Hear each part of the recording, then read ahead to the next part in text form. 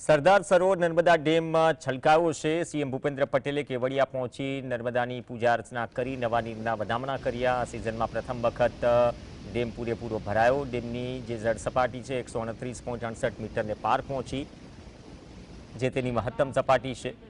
પાછલા વર્ષે 1 ઓક્ટોબરે નવરાત્રિના પ્રથમ દિવસે ડેમ છલકાયો હતો। આ વર્ષે પણ 1 ઓક્ટોબરે નવરાત્રિના 9મા દિવસે ડેમ છલકાયો। આ વર્ષે થયેલા વ્યાપક વરસાદના કારણે નર્મદા બેસિન અને ડેમમાં પાણીની સારી આવક થઈ। પાણીનો આ વધુ આવક થવાથી રાજ્યના ગામડા, નગર અને શહેરમાં આગામી ઉનાળુ સિઝન સુધી પૂરતું પાણી આપી શકાશે।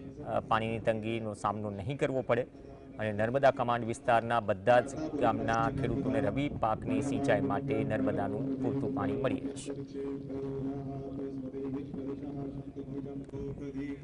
दिव्यंतरिक्षे पयोदाः पयस्पतिः प्रदिशः सन्तु मह्यम्